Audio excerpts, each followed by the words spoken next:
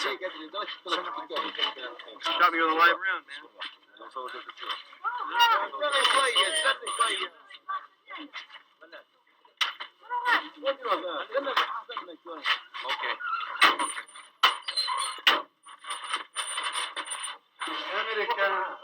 We did this on purpose. Yes.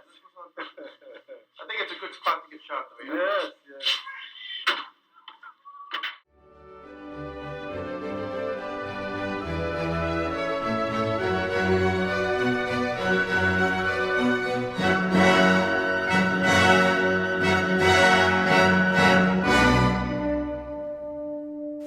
Recently, I've been asked by friends and family what I think of the situation that's going on in the Middle East, in Israel, and the occupied Palestinian territories.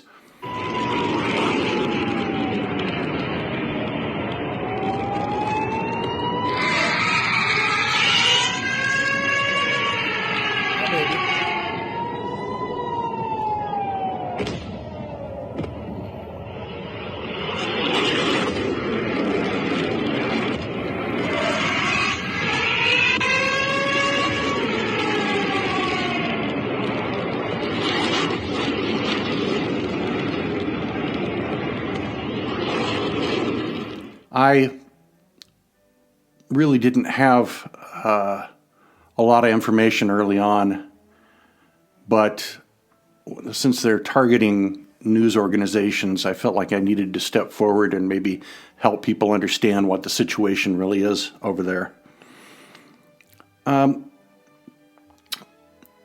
Israel, Jerusalem, Gaza Strip, the West Bank, they've all had issues of land rights, unresolved conflict, and now this new spasm of violence. It all goes back to the holy places and who occupies them, and it really is a religious war. Right now, there's a neighborhood in the West Bank called Sheikh Jarrah, and it's just a small neighborhood, and 6 homes are being claimed that they shouldn't be in the hands of Palestinians, they should be in the hands of Israelis, and basically a court in Jerusalem said so, and they're going to kick out 6 Palestinian families, 70 or so Palestinians. It's in East Jerusalem, really near the old city.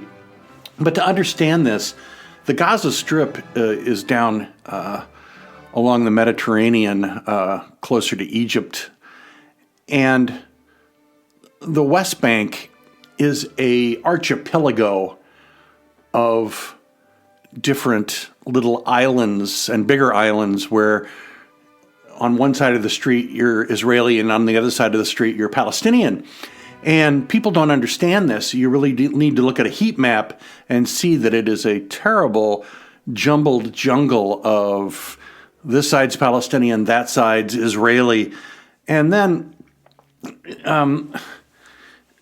you have the Temple Mount in Jerusalem, where you have the Wailing Wall, the West Wall, controlled by the Jews. It's also called the Barak Wall by the Muslims, and they have their Al-Aqsa Mosque, where supposedly Muhammad got on aboard his Barak, a Pegasus-type horse that sends him off to heaven.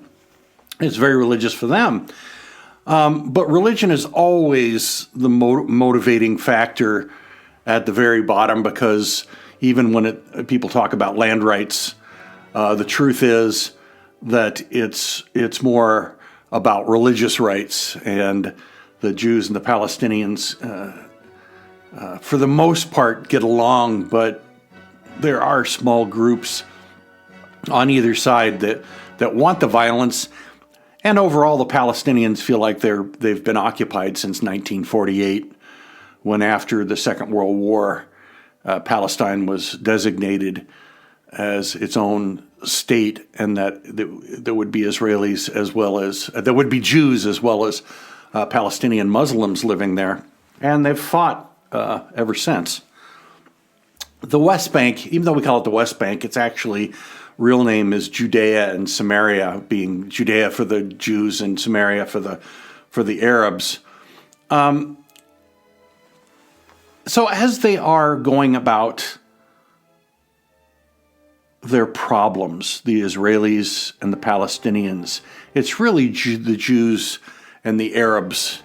And remember that what we call the New Testament isn't something that Jews pay attention to. They pay attention to the Tanakh, what Christians call the Old Testament. And remember, in the Tanakh, it's listed eye for an eye in 3 different books of the Torah. Although eye for an eye, it sounds vengeful, it was really meant to restrict punishment. So it should really say only an eye for an eye. If I chop off one of your fingers, you can only chop off one of my fingers. It was the punishment should fit the crime. Now, of course, to Christians, Jesus said that turn the other cheek. But the Jews believe in this eye for an eye, tooth for a tooth. And the Muslims, where the Quran is a very wonderful, loving, holy book, it does have what it's called sword verses, and one of them is, then fight and slay the pagans wherever you find them. A lot of both of these go back to a Babylonian tenet called the Code of Hammurabi, and Hammurabi was a king around the time of about 1730 BC. So a couple of hundred years even before before Moses showed up on the scene in Egypt. And the Code of Hammurabi was a list of compensations where if you kill one of my goats, then I am allowed to kill one of your goats, but only one of your goats. It was about compensation. And then in Exodus and Leviticus, we get the eye for an eye, and also in Deuteronomy. So reciprocal sentences. And in the Quran, every time, Muslims believe in the Old Testament. They believe in the New Testament. They just believe that their books have been corrupted and that the overall theme of them has been skewered by politics and history, and that Islam is a perfection of Judaism and Christianity. So Muhammad, message from Muhammad, and Muhammad did not talk to Allah directly. It was the angel Jibril, which is the angel Gabriel, came to him in the cave he used to go up and receive these oral traditions. And the Quran was an oral tradition. And the Quran means the revelation. One of the verses, the sword verses, was, and fight for the cause of God, but do not be aggressive. Surely God does not like the aggressors. And what's happening in Gaza is very aggressive right now.